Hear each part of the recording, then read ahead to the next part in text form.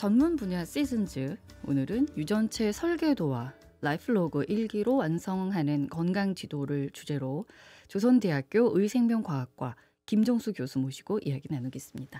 안녕하십니까? 네, 안녕하세요. 네, 반갑습니다. 건강하고 질병을 이해할 건데 이게 유전체 정보하고 또 뭐가 더 있으면 확실하게 알 수 있습니까? 네, 오늘 주제가 이제 유전체 설계도 그리고 라이프로그 일기로 완성하는 건강 지도라고 얘기를 했는데요. 예. 그래서 유전체 정보가 저희가 여러 가지 저희들의 그러니까 뭔가 태어나서부터 노화하고 사망하는 여러 가지 정보들을 가진 그런 설계도라고 한다 그러면 실제로 뭐 건축을 하더라도 설계도가 있어도 실제로 시공하면 뭔가 조금씩 다르게 될 수 있잖아요. 그래서 유전체 정보는 일종의 설계도라면 저희가 어떻게 생활하는지 이런 또 어떤 음식을 먹었는지 그런 여러 가지 정보들을 저희가 라이프로그라고 얘기를 보통 하는데 그런 정보들이 추가로 주어지면 그런 설계도를 이제 부족한 부분들을 좀 더 정확하게 혹은 좀 더 완벽하게 이렇게 건강에 대해서 예측하거나 혹은 예방하거나 하는 도움이 되는 그런 정보로 활용할 수가 있습니다. 네. 근데 라이프로그에다가 왜 일기를 붙였어요? 네, 사실 라이프로그라고 이제 저희가 얘기를 하면 매일매일의 정보들 혹은 데일리, 그러니까 하루하루의 습관 혹은 하루하루에 먹었던 일들 이런 것들 모두를 이렇게 쓰는 거라서 저희가 보통은 기록할 때 일기하는 거, 하루 어땠는지 이렇게 생각하면서 하루를 적어 나가는 그런 거라 생각이 들어서 라이프로그 일기다라고 한번 표현을 해봤습니다. 네. 본인이 자기 거를 기록을 해야겠군요. 남의 줄 수 없는 부분이네요. 사실은 그 말씀에 맞기도 하고 좀 다르기도 한데요. 예를 들어 제가 뭐 저 같은 경우에 제가 어디가 갑자기 아팠다라고 하면 의원을 이제 그 의사분을 찾아가기 전에 제가 언제 아팠지 그리고 그 아프기 전에 뭘 먹었지 뭔 일이 있었지 이런 것들을 조금 기록을 해둡니다. 메모장에 이렇게 요즘 휴대폰에 메모 기능이 잘 되니까 그래서 몇 시쯤에 뭘 먹었고 그 다음에 언제부터 좀 으시시했고 그래서 그 다음 날 어쨌고 이런 기록들을 가지고 가서 제 의사분을 만났을 때 어디가 불편해서 오셨나요 하면은 이제 그 메모 보여드리면서 제가 어제 저녁에 뭘 먹었고 그 이후에 어땠고 이런 정보를 드리면 조금 더 진단하고 하시는 게 편하거나 좀 더 많은 정보가 있으니까 좀 더 좋은데요. 그래서 제가 제 정보를 기록하는 것도 그게 일반적인데 사실은 최근에는 그런 라이프 로그 정보, 그러니까 내가 느끼지 못하는 나의 하루하루의 정보들을 수집할 수 있는 그런 정보들, 기기들이 있습니다. 무서운데요?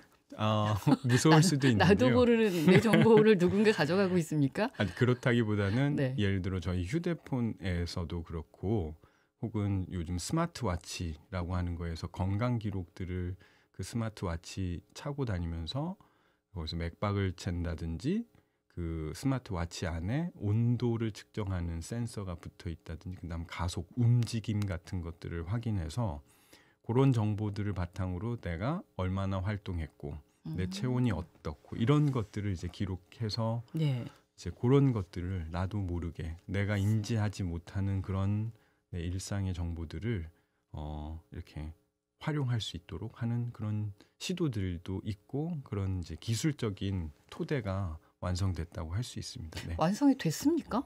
기술적 토대는 사실은 많은 부분 완성이 됐고요. 아직 물론 이제 어떤 정보를 어느 정도의 정확도로 모을 수 있느냐에 대한 이슈는 있습니다만 제가 완성이라고 표현한 것은 큰 틀에서 내 기본적인 설계도인 내 유전 정보와 그다음에 내가 생활 습관에 대한 정보들을 아우를 수 있는 그런 기술적 토대가 어느 정도 이제 다 프레임이 만들어졌다고 할 수 있어서 그래서 제가 완성이라는 표현을 조금 앞서 있지만 그렇게 이제 드렸습니다. 네. 표본이라고 하나요? 네. 그 집단? 네. 내가 지금 휴대전화를 가지고 있으면서 오늘 몇 걸음 걸었다는 것도 다 자동으로 저장이 되는 거니까 말씀하신 것처럼 가지고 있었던 내 것들이 자동으로 저장이 돼서 이게 어딘가로 전송이 되고 있는 거죠? 예, 맞습니다. 제가 그 앱이죠. 휴대폰에서 네. 내가 특정한 뭐 이렇게 다운로드하고 설치하고 하면 일반적으로 그 앱들이 이제 그냥 저희는 그 다운로드하고 설치를 하는데 보통 동의 과정을 이제 네. 거치게 됩니다. 근데 그런 앱들마다 그 동의의 범위가 다른데 그러면 이제 그런 센서 정보로 내가 얼마나 걸었는지 음. 혹은 내가 이제 뭐 내 체온 그러니까 센서들이 수집하는 정보들을 바탕으로 내가 그거를 앱에게 제공해야 그 앱이 이분이 뭐 체온은 어땠고 이런 것들 정보를 토대로 어땠는지를 판단할 수 있기 때문에 그런 걸 동의하게 되고 음. 그 정보들이 수집되고 그러면 그 앱을 만든 회사의 서버로 아마 들어가게 되는 것입니다. 예. 연구하는 집단이 예전에 비해서 훨씬 더 쉬워졌다고 봐야겠군요. 그래서 집단도 더 커지는 거 아닙니까? 네, 좋은 말씀이신데 이제 그 샘플이라고 저희가 표현하고 표본의 수가 커지는 것은 굉장히 연구하는 데 있어서는 큰 도움이기도 하고 그다음에 너무 많은 데이터를 잘 핸들링해야 되기 때문에 또 그런 어려움이 있기도 한데요. 네, 양면적 네. 측면이 있는데 말씀하신 대로 정보가 많이 있기 때문에 거기에서 놓치기 쉬운 작은 표본에서는 놓치기 쉬운 그런 정보들을 잘 얻을 수 있다는 측면에서는 훨씬 더 예전보다 나은 상황이라고 말씀드릴 음. 수 있습니다. 네. 네, 분석하는 과정도 쉽지 않을 것 같아요. 모든 사람이 다 똑같지는 않으니까 이걸 어떻게 한 대 묻고 이걸 묻고 이 사람은 이렇게 했으니까 이런 결과가 나왔어? 이런 거 하는 게 이제 연구하는 과정입니까? 어, 사실은 너무 좋은 질문이시고 사실 가장 그 연구에 그 유전체 연구뿐만 아니라 질병 연구 이런 거에 가장 어려움을 느끼는 전 세계 연구자들이 어려움을 느끼는 중에 하나가 지금 방금 말씀하신 저희가 이제 질병의 이질성이라고 음. 표현하는 건데요. 그런 원인들 때문입니다. 그러니까 동일해 보이는 질병이더라도 사실은 이제 원인들이 따지고 보면 유전 정보에서 또 상이할 수 있고 예. 그다음에 동일한 유전 정보를 가지고 있더라도 생활과의 그러니까 어떤 생활을 했는지 그걸 저희가 환경과의 상호작용이라고 얘기하는데 그러니까 쉽게 얘기하면 뭐 술을 얼마나 음. 먹었는지 흡연을 했는지 이런 정보에 따라서도 또 다르기 때문에 굉장히 복잡하거든요. 그래서 네. 그런 걸 잘 범주화하고 그런 차이들을 고려하면서 동시에 이게 왜 질병의 원인이 음. 어떤 거지? 그걸 어떻게 하면 예방할 수 음. 있지? 예측할 수 있지? 하는 그런 연구들이 진행되고 그게 이제 어려움의 사실은 큰 이유 중에 하나긴 합니다. 네. 네네. 이런 거를 우리 일상생활에는 어떻게 적용할 수 있습니까? 이제 분석한 다음에. 네. 일단 유전체 정보는 그 전에도 이제 계속 말씀드리는데 이게 사실은 좀 어려운 내용이기도 한데요. 네. 저희가 유전 정보라는 것은 좀 더 쉽게 얘기하면 타고나는 그리고 네. 설계도라고 제가 계속 표현하는데 일종의 가능성을 잠재성을 가지고 있는 정보다라고 얘기를 하면 그걸로 제가 이전 앞에서 앞주도 그렇고 계속 말씀드렸던 게 이 타고난 정보만으로도 어느 정도 어떤 질병의 위험도가 있는지 없는지 음. 혹은 낮은지 이런 것들을 판단할 수 있다라고 이제 말씀을 드렸었는데요.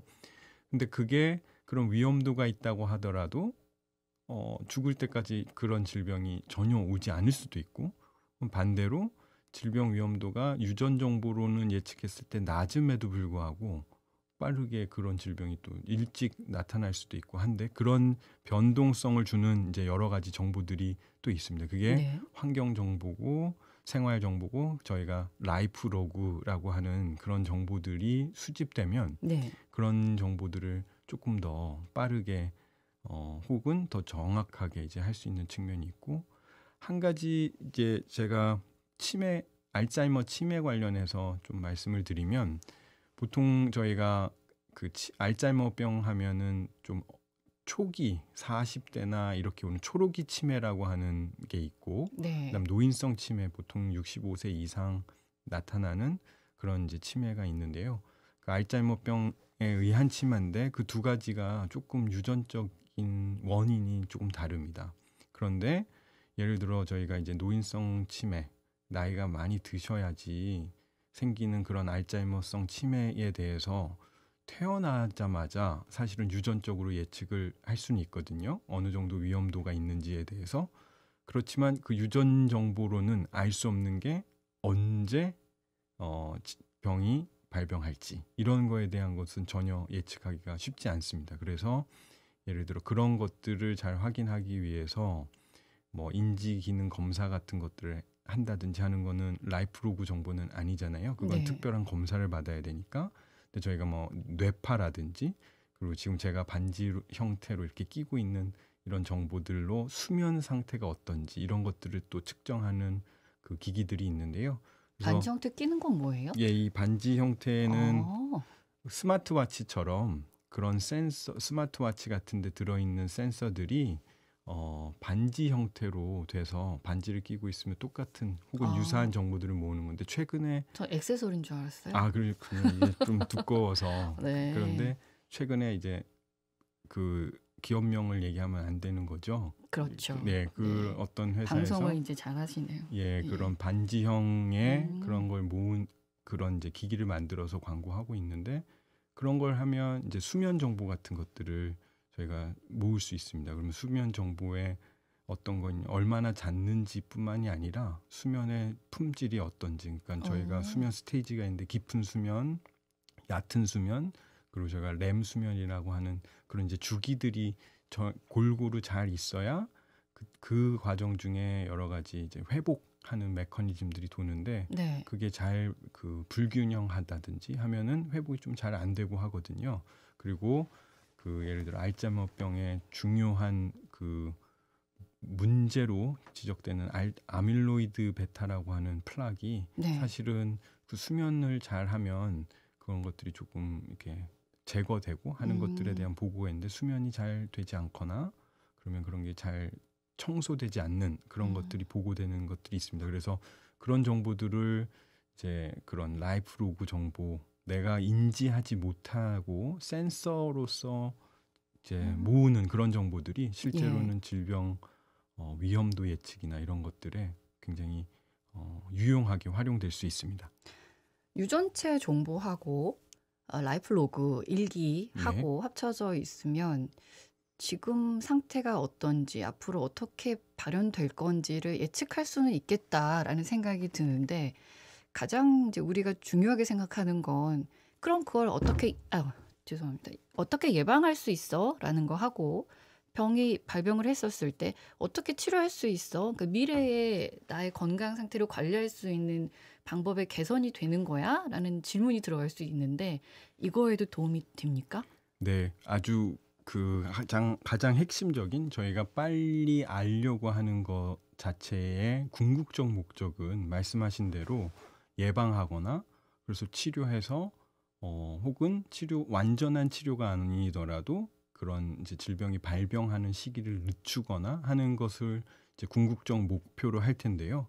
우선은 제가 전문으로 하고 있는 영역은 그런 치료라든지 혹은 어떻게 예방할까에 대한 것보다는 네. 일단 빨리 이 위험도가 있는지를 먼저 예측하는 것 그 과정이 아, 되어야 그 이제 네. 후속 관계와의 그런 연구를 하시는 분과의 연계가 잘 될 텐데요. 네. 그런 부분들을 또 연구하시는 분들이 저희 연구소에 또 많이 계시고요. 저희 연구소뿐만 아니더라도 사실은 그 광주에 큰 대학병원이 이렇게 그 코너 남광주역 그를 사이에 두고 거긴 저는 말씀하셔도 돼요. 그쵸. 대학병원. 그래서 네. 조선대병원, 전남대병원 이렇게 큰 대학병원이 한 블락을 두고 이렇게 있는 경우가 사실은 거의 없거든요. 그 네. 우리나라에 아마 유일한 경우일 텐데 그래서 그렇게 많은 또 임상일 분들이 연구를 많이 하고 계셔서 그런 부분들은 이제 의사분들이 또 이제 많이 연구하고 계십니다. 그래서 음. 뒷부분에 대한 어떻게 예방을 할 수 있나요? 어떻게 치료할 수 있나요에 대해서는 제가 전문성이 떨어지기 때문에 그걸 뭔가 말씀드리는 것은 어 아마 뒤에 이제 또 다른 네. 분들이 그런 일상을 많이 얘기해 주실 것 같고 저는 어떻게 하면 빨리 예측하고 어떻게 하면 위험을 빨리 네. 발견할 수 있을까? 거기에 좀 포커스를 하고 있습니다. 네. 그 답을 해 주실 분을 아마 여기 또 소개를 해 주고 가시지 않을까라는 생각이 듭니다. 일단 제가 좀 전에 무서운데요라고 했었던 이제 나의 정보가 수집이 되면 사생활 노출 뭐 이런 것도 좀 염려가 되거든요. 이런 것도 근데 잘 법적으로 보완이 돼야 될 것 같은데 어떻습니까? 네, 사실은 연구자들이 간과하기 쉬운 이슈고요. 그런데 그럼에도 불구하고 저희가 IRB라고 해서 네. 그런 것들을 특별히 감시하는 기구들이 기관마다 있고 그런 것들을 아주 좀 엄밀하게 판단하고 있습니다. 그래서 굉장히 중요한 정보들을 개인 정보들, 그러니까 개인을 식별할 수 없는 정보는 사실상 뭐 큰 문제가 안 될 텐데요. 개인을 식별할 수 있는 정보들을 다루는 데 있어서는 연구를 하기 전에 그런 심의기관에 먼저 사전 승인을 받아야 하고요.